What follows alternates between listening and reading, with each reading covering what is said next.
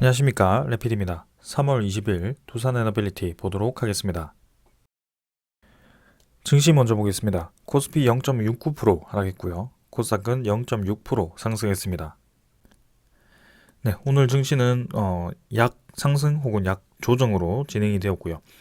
외국인 투자자는 2천억 정도 코스피를 매도, 기관 투자자는 1천억 정도 매수를 하면서 코스닥은 조금 하락했습니다. 코스닥은 이제 외국인 투자자, 기관 투자자 양 매도를 했지만 상승으로 좀 진행이 되었습니다. 최근에 계속해서 이제 금융 위기가 올 것이냐, 아니면은 반등세가 계속 이어질 것이냐에 대해서 좀 시장이 왔다 갔다 하고 있습니다. 코스피도 지금 2,500선 근처에서 오랫동안 횡보를 하다가 한번 꺾이고 지금 그 아래에서 2,300선, 400선을 좀 횡보를 하고 있는 모습인데요. 추가적인 이제 반등이 나올지 아니면은 조금 더 조정을 받을지는 시간을 두고 지켜볼 필요가 있겠습니다. 그러나 이제 오늘 아침에 어제 말씀드렸던 UBS가 CS 은행을 이제 인수 확정을 했습니다. 그래서 약 4조 원의 이제 인수를 확정을 했고요.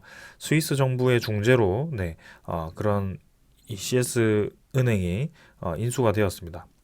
결국에는 이제 시장에 대한 불안감은 그런 은행에 대한 은행발 금융 위기죠. 그런 자금들이 이제 하나 둘씩 꼬이기 시작하면서 도미노처럼 이제 그런 버블이 터지는 현상이 두려운 것인데요. 아마 2008년에 그런 리만 브라더스 은행 파산 사태로 굉장히 이제 경계를 하고 있는 그런 상황입니다. 그러나 이제 지금 어제도 그렇듯이 스위스 정부에서 직접 중재를 하면서 이렇게 이제 금융 위기가 오기 전에 일찌감치 그 수를 쓰는 모습이었고요. 그만큼 이제 정부가 지금 빠른 대응을 할 수 있다는 것이고, 그리고 이제 자금적으로 아직까지는 여유가 있는 투자자들이 꽤나 있다라는 것입니다. 그래서 은행 하나가 이제 조금 불안불안할 수도 있지만 재무적으로 조금 좋지 않았던 그런 은행이다라고 생각하시면 될 것 같고요. 그와는 반대로 지금은 오히려 기회라고 생각을 하고 그런 이제 좋지 않은 은행을 인수할 수 있을 정도로 자금적으로 여유가 있는 은행도 있더라. 이렇게 좀 이해를 하시는 게 좋을 것 같습니다. 그래서 지금 당장에서는 이제는 그런 불안감들이 하나둘씩 불식이 되고 있다라고 보시면 될 것 같고요.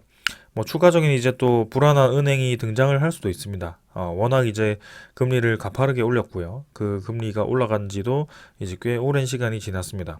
그러나 이제 분명한 것은 그 금리가 올라갈 수 있는 범위가 많이 줄었다는 것이고요. 상한선도 이제 예측이 되고 있는 그런 상황입니다. 그리고 그 금리가 이제 멈출 가능성이 크고 이제는 인플레이션보다는 디플레이션, 그죠? 경기 침체에 다가왔기 때문에 경기 부양을 위한 정책들이 펼쳐질 것이다라고 말씀을 드리겠습니다. 자, 그래서 계속해서 이제 바닥 라인을 좀 횡보를 하고 있는 그런 상황인데요. 여기서 이제 횡보 라인을 끝내고 이제 반등할 수 있는 그런 움직임을 다시 한번 좀 만들어 가야 되지 않을까. 그런 생각입니다. 그래서 횡보 구간은 계속 이어지고 있고 그 다음에 나올 수 있는 상승장은 결국에는 금리가 인하하기 시작하면서 유동성 자금이 시장에 풀렸을 때 그렇게 시작이 된다라고 말씀을 드릴 수 있을 것 같습니다. 투자 수급은 이제 기관 투자자가 1천억 정도 매수했고요. 기관 투자자는 외국인 투자자는 2천억 정도 매도를 하면서 최근에 이제 계속해서 코스피에서 좀 빠져나가는 분위기가 확실히 형성이 되고 있습니다. 그래서 3월 중순부터 해서는 좀 이제 코스피에서 외국인 투자자가 이탈을 하고 있다라고 좀 보여지고요. 기관 투자자 같은 경우는 조금씩 매수를 하고 있습니다만 뭐 크게 임팩트 있게 매수를 하지는 않습니다. 그래서 아직까지는 시장이 반등을 하고 있지만 뭔가 완벽하게 지금 상승장으로 들어섰다라고 보기에는 아직까지 좀 힘들다 이렇게 보여집니다. 그러나 확실히 코스닥 같은 그런 기술주도 좀 잘 버텨주고 있고요. 이전에 그런 하락장은 확실히 끝났다라는 것은 우리가 알 수가 있습니다. 지금도 이제 21선을 지켜주면서 코스닥 시장이 800선을 다시 한번 회복을 했는데요. 이후의 흐름을 좀 더 봐야 될 것 같습니다. 최근에 계속해서 코스닥 관련, 그죠? 기술주 종목들이 특히 시가총액이 높은 그런 종목들 위주로 좀 상당히 이제 상승세가 강하게 진행이 되고 있는데요. 한번 지켜볼 필요가 있겠습니다. 확실히 네, 지금 시장의 상승 흐름을 좀 탄 것 같고요. 코스닥 종목 같은 경우는 꾸준히 지금 대세 상승을 해왔기 때문에 이대로 계속 네, 시장도 분위기가 개선될 가능성도 있습니다. 그래서 지금은 이제 뭐 은행에 대한 불안감들이 하나둘씩 다시 해소가 될 가능성이 크고요. 네, 그 이후에 이제 글로벌 증시가 다시 한번 또 반등할 수 있는 그런 시장이 하반기로 갈수록 또 다가올 것이다. 네, 이렇게 말씀을 드리겠습니다. 환율 같은 경우는 1309원으로 마무리가 되었고요. 지금 1300원 초반에서 계속 이제 환율이 정체되어 있습니다. 크게 많이 올라가지도 못하고요. 크게 지금 내리지도 않고 있습니다. 적절하게 지금 자리를 좀 잡고 있는데요. 결국에는 하방 압력이 계속 가해질 겁니다. 환율 같은 경우도 그런 이제 금리 인상이 끝나고 금리 인하되는 시기가 다가올수록 환율은 떨어질 수밖에 없고요. 달러를 가지고 있는 투자자들도 결국에는 위험 자산으로 다시 자금을 이동시킬 가능성이 큽니다. 왜냐하면 달러화가 더 이상 올라가지 못할 거라고 예상이 된다면 그때그때마다 이제 달러를 현금화를 시키거나 아니면 위험 자산에 넣어서 또 다른 수익을 보기 위해서 움직일 가능성이 크거든요. 그래서 그런 관점에서 본다면 지금 달러에 대한 이 환율 하락 추세는 우리가 이전에 보던 그 추세와 상당히 이제 유사하게 진행될 가능성이 크다라는 것을 지금 알 수가 있습니다. 네, 그래서 천천히 이 달러도 내려가는 것을 지켜보시면 좋을 것 같고요. 그 다음에 지수 선물 같은 경우는 네, 미국 증시는 네, 하락 혹은 이제 상승을 좀 하고 있고요. 뭐 혼조세입니다. 네, 크게 많이 올라가지는 못하고 있고 유럽 증시 같은 경우도 지금 뭐 한 0.8% 정도 네, 평균적으로 좀 올라가고 있습니다. 그래서 그런 은행에 대한 우려감들이 불식이 되니 이제 크게 하락을 하지 않고 오히려 이제 상승 방향으로 좀 이제 자리를 잡고 있는데요. 추후 흐름을 계속 지켜보도록 하겠습니다. 그다음에 이제 채권 시장은 지금 미국 10년물 국채 금리 3.35%입니다. 네. 어제도 이제 더 내려갔고요. 금요일도 더 내려갔고 지금 오늘도 추가적인 하락이 있었습니다. 그래서 이전에 지지 라인을 형성하던 그 라인이 깨졌다라고 볼 수 있을 것 같고요. 국채 금리 자체가 점점 이제 내려가는 분위기로 형성이 되고 있습니다. 그래서 분명히 지금 이전에 코로나가 터지고부터 이 국채 금리가 상당히 이제 빠르게 반등을 해 왔는데요. 전체적인 시장을 보았을 때도 이렇게 빠르게 반등을 했던 적이 별로 없었습니다. 이 국채 금리는 장기적으로 쭉 떨어지던 방향으로 진행이 되어 왔었거든요. 근데 특이하게도 이제 이번에 그 코로나로 인한 경기 부양 정책으로 금리가 상당히 이제 빠르게 올라가는 국채 금리가 상당히 빠르게 올라가는 특이한 상황이 벌어졌습니다. 근데 이제 다시 한번 안정화되는 방향으로 진행될 가능성이 크고요. 평균적으로는 이제 국채 금리가 위치했던 구간이 이런 구간이죠. 그래서 2%대 수준까지 떨어질 가능성이 크고요. 그쯤 되면 이제 주식에 대한 배당 수익률과 상당히 이제 유사해지기 때문에 평균적인 그런 배당 수익률과 유사해지기 때문에 국채에서 이제 주식 시장 뭐 그런 쪽으로 자금 이동을 할 가능성이 큽니다. 그래서 우리는 그런 포인트를 이제 살펴볼 필요가 있을 것 같고요. 지금 뭐 경기 침체가 와서 투자를 끝내야 된다 이렇게 판단하는 것은 저는 별로 좋지 않다라고 생각을 하고요. 오히려 지금은 좋은 기회다라고 생각을 하시는 게 좋을 것 같습니다. 자, 오늘 증시도 이 정도로 좀 보고 종목으로 넘어가도록 하겠습니다. 두산 에너빌리티 보겠습니다. 70원 하락해서 17,020원으로 마무리되었고요. 0.41% 하락했습니다. 자, 코스피가 오늘도 이제 좀 하락을 했고요. 마찬가지로 두산 에너빌리티도 장 초반에 상승을 하다가 좀 밀리면서 진행이 되었습니다. 70원 정도면 거의 뭐 변화가 없었다, 보합 마무리였다라고 생각을 하시면 될 것 같고요. 큰 변화 없이 진행이 되었습니다. 시간의 거래 같은 경우는 마지막에 이제 한 10분 동안 조금 거래량이 좀 있었지만 평균적으로는 평소와 유사하거나 뭐 큰 변화 없었다라고 보시면 될 것 같고요. 100원 정도 하락해서 네, 16,900원 정도로 진행이 되었습니다.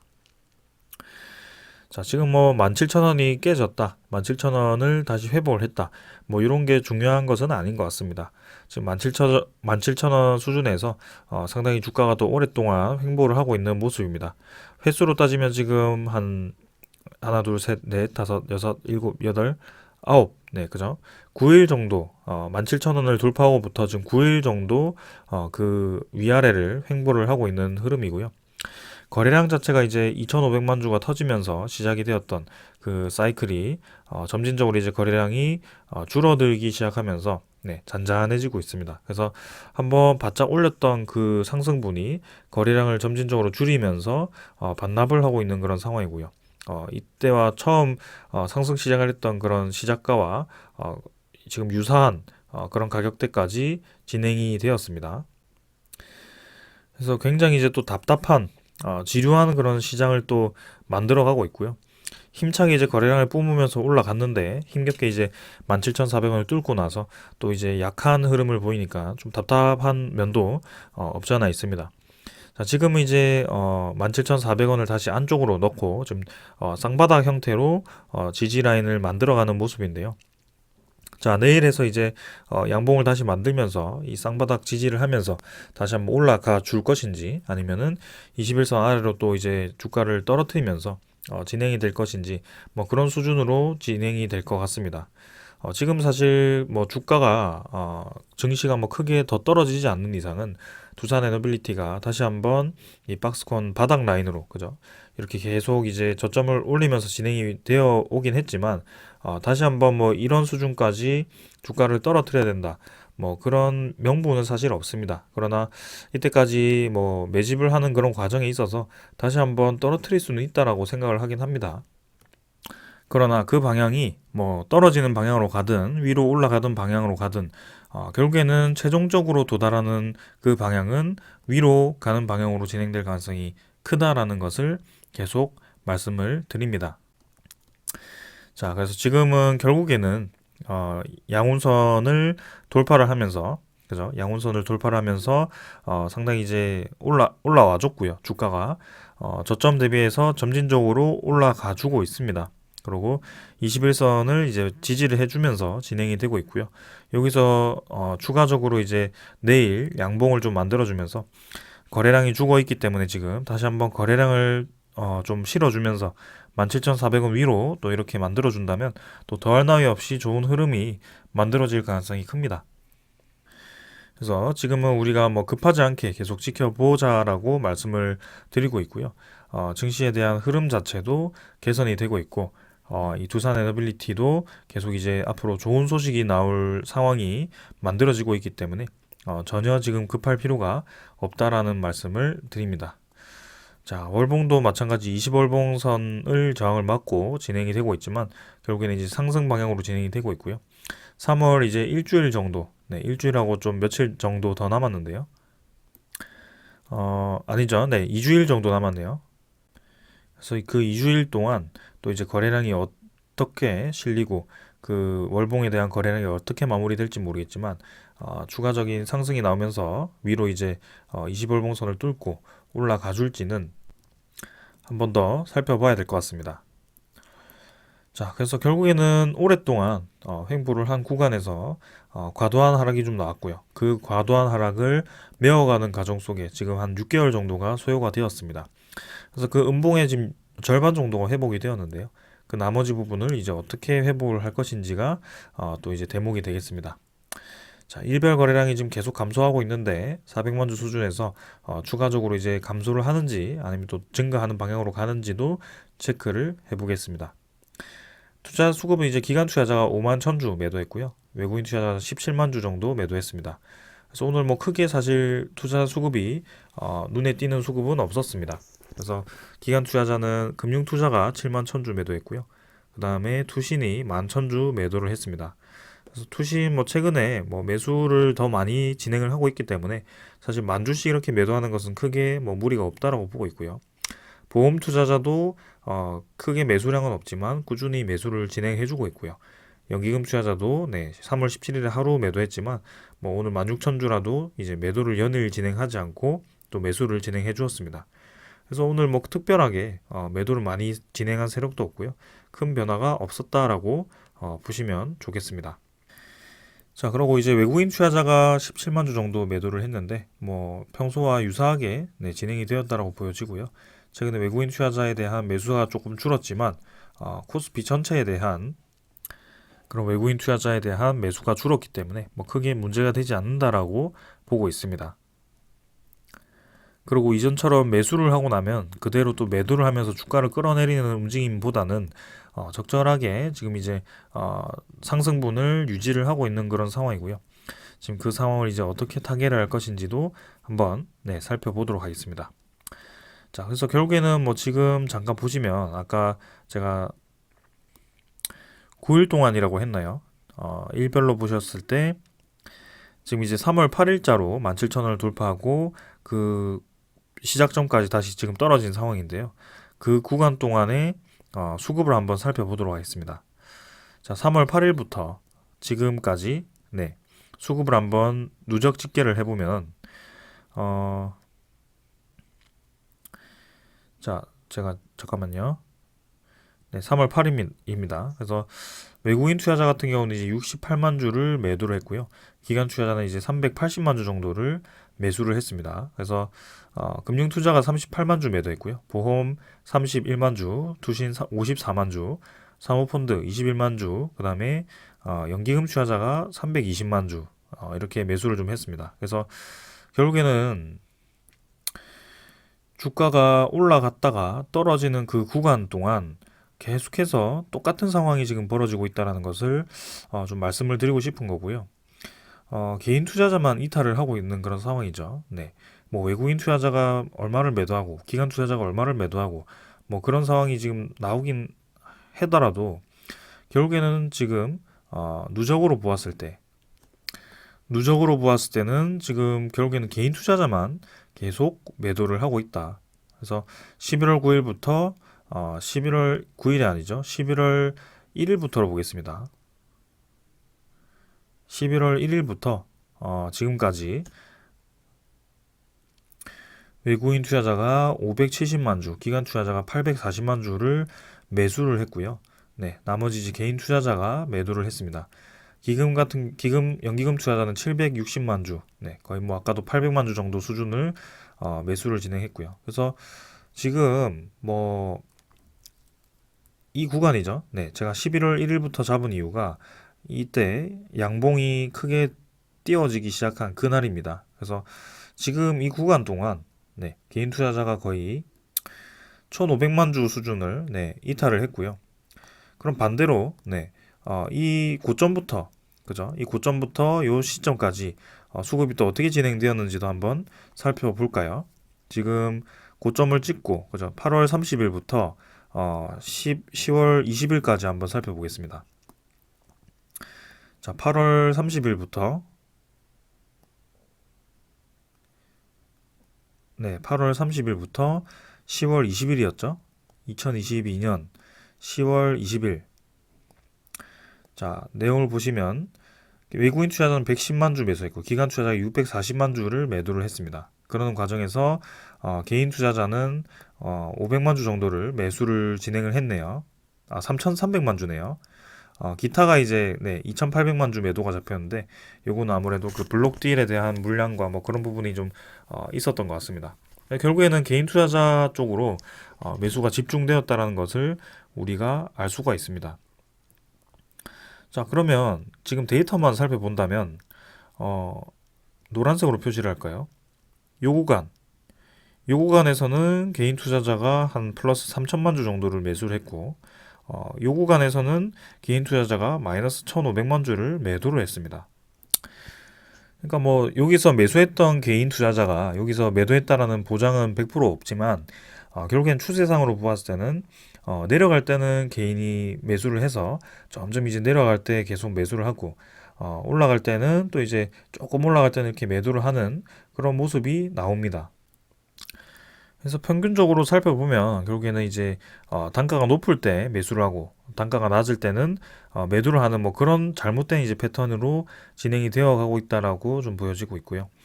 제가 이제 지켜봤을 때는 이제 이런 구간에서는 분명히 이제 매수할 수 있는 기회가 계속 진행이 되고 있다라는 것을 여러분들께 알려드리고 있습니다. 그리고 이전에 분명히 이제 오랫동안 행보했던 그 구간에서도 시장 상황이 상당히 좋지 않았고, 그리고 재무 개선이 진행됨에 따라서 두산 에너빌리티가 겪어왔던 그런 신주 상장들에 대해서 좀 영향도 있었다는 것도 인정을 합니다. 그런데 이제 그런 부분들이 이제 다 개선이 되었고요. 이제 다 마무리가 되면서 지금 이까지 왔습니다. 그래서 요 17,000원이 결국에는 지금 뭐 한 6개월, 6개월 이상 기다렸는데도 여전히 주가가 2만 원, 2만 4천 원 대비해서 낮다라고 표현을 하시는 것보다는 결국에는 그 아래 구간에서 매수할 수 있는 기회가 많았고, 그리고 꾸준히 지켜본 결과 천천히 올라가고 있구나라고 판단을 하는 게 맞고요. 그리고 지금까지 이렇게 흘러온 패턴을 보았을 때는 추가적인 상승이 나올 가능성이 크다라는 것을 생각을 좀 해야 된다라고 말씀을 드리고 싶습니다. 그래서 결국에는 이 고점에서 매수를 하고, 고점에서 뭐 본인의 주식 투자 전량 100%를 이 고점에 몰빵을 했습니다. 뭐 당연히 잘못된 선택이죠. 그런데 이제 그렇게 하고 이 시간을 흘려 보냈다면 상당히 이제 뭐 힘든 구간일 수가 있습니다. 그러나 반대로 이제 요 구간에서 혹시라도 이제 한 20% 30%를 매수를 했다고 하더라도 이런 구간에서도 한번 이런 바닥 라인에서도 한번 한 10%를 매수를 해보고요. 그리고 최저점 라인에서 다시 한번 바닥을 확인하고 10%를 매수를 해보고요. 그리고 올라가는 와중에 다시 내려왔을 때 또 이제 10%를 매수를 해보고요. 이런 식으로 이제 계속 분할로 진행을 했다면 지금 이 구간이 상당히 의미가 있을 겁니다. 왜냐하면 평균 단가가 이 적어도 여기 고점에서 이 저점 사이에 평균 단가가 이 수준으로 지금 형성이 되어 있을 거거든요. 17,000원 언저리죠. 그렇기 때문에 분명히 지금 의미 있는 구간이 진행이 되고 있다는 것을 계속 말씀을 드리겠습니다. 그래서 뭐 결국에는 꾸준히 우상하면서 계속 매수하라는 것이 아니고요. 결국에는 우리는 이 박스권 안쪽으로 이제 다시 진입을 하게 된다면 이제는 지켜보는 방향으로 가야겠죠. 조금 더 이제 상승 베팅을 하고 싶다면 좀 더 이제 힘을 실어도 좋겠지만, 사실상 그렇게 분할 매수를 조금 공격적으로 할 수 있는 그런 가격대는 이제는 이 박스권 안으로 들어갔을 때는 크게 아니라고 저는 생각을 합니다. 그래서 이제는 좀 지켜보면서 우리가 수익을 실현할 수 있는 가격대까지 기다려보는 게 좋다라고 생각을 하고요. 당연히 그 수익을 실현할 수 있는 구간은 저는 이 박스권 안쪽이 아니고 박스권 상단 바깥쪽입니다. 자, 그래서 그런 상단 바깥쪽으로 이동할 수 있는 그런 기세가 다시 한번 저렇게 나와준다면, 그죠? 이런 식으로 또 한번 그런 흐름이 나와준다면 좋겠죠. 근데 이제 그게 어느 때가 될지는 계속 지켜보고 있는 그런 상황이다라는 것을 말씀드리겠습니다. 자, 근데 이제 두산 에너빌리티만 그렇게 움직이는 것이 아니고요.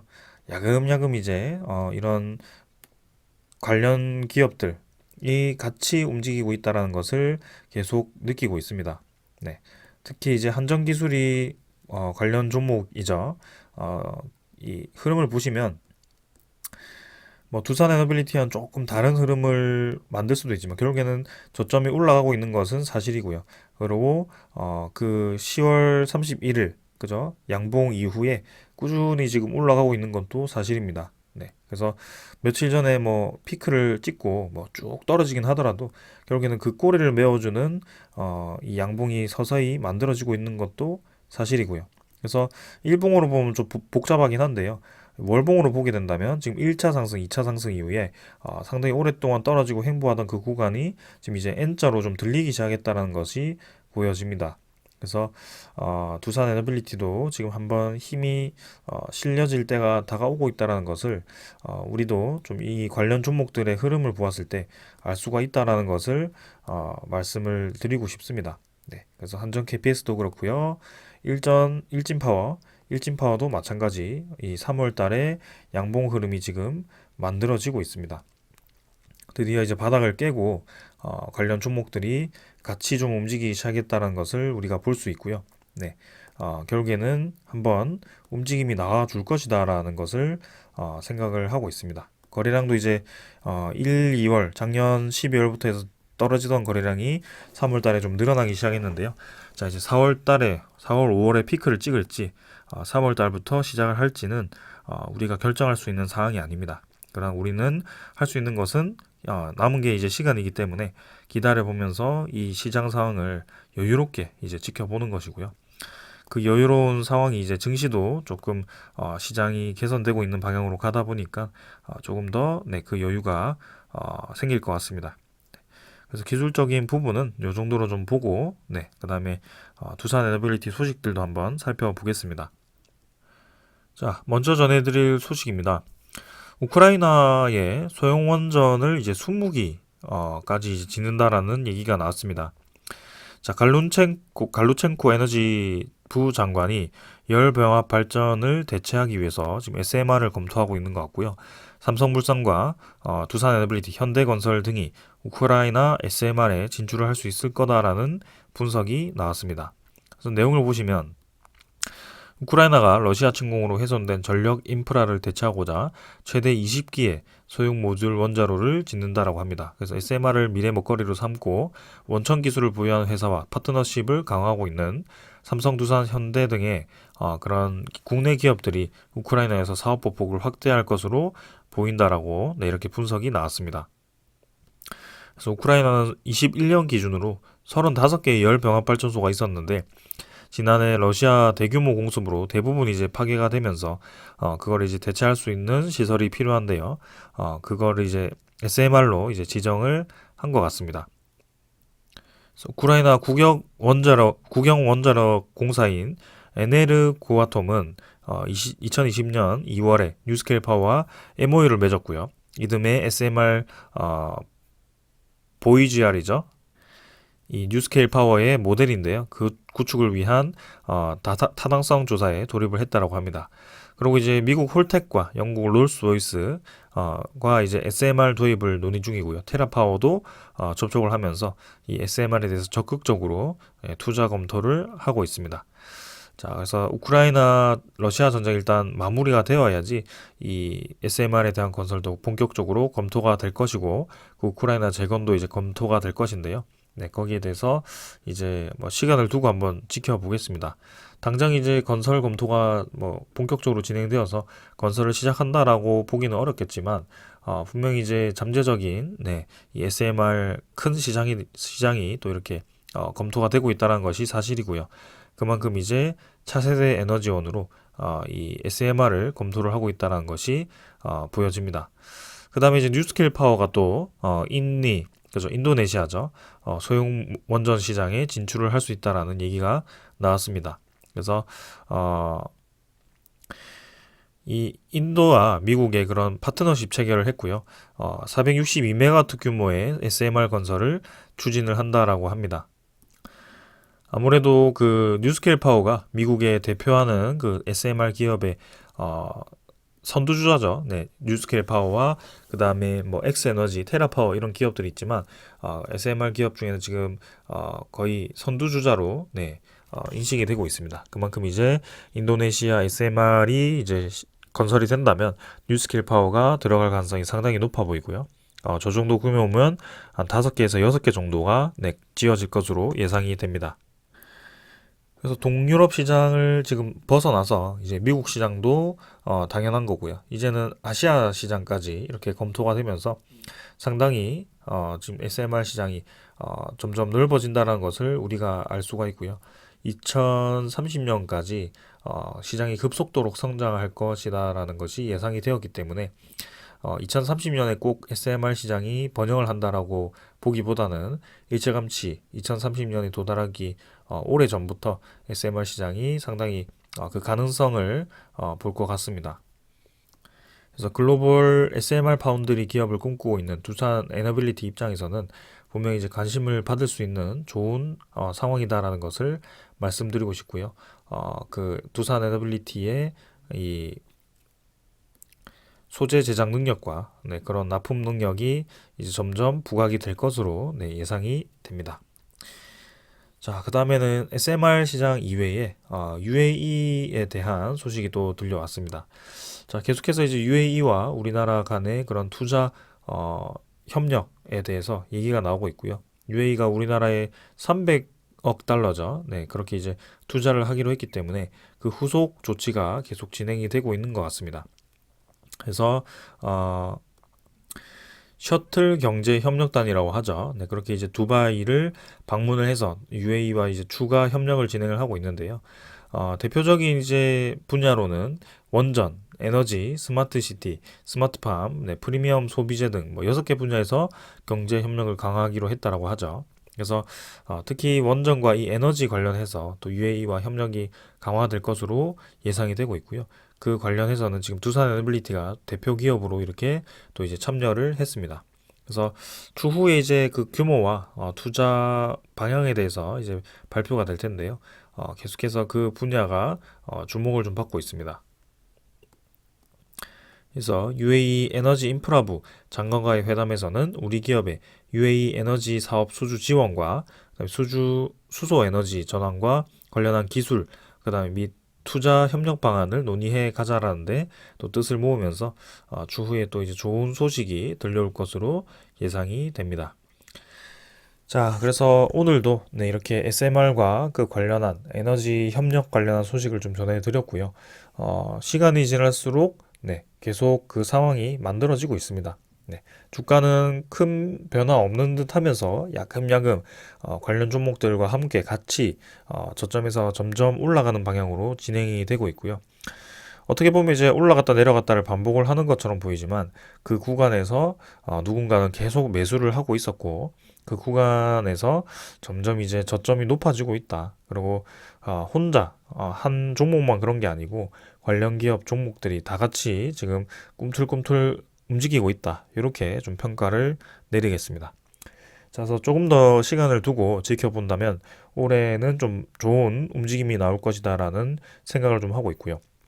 그게 올 상반기가 될지 아니면 하반기가 될지는 좀 더 지켜보면 좋을 것 같습니다. 벌써 이제 3월 20일이죠. 그래서 다음 주까지 시간이 지나고 나면 또 올해도 4월 달이 열립니다. 그래서 벌써 이제 1분기가 끝나가고 있기 때문에 시간이 굉장히 빠르네요. 네.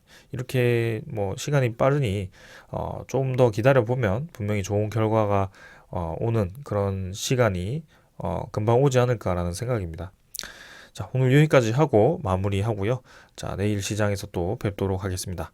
감사합니다.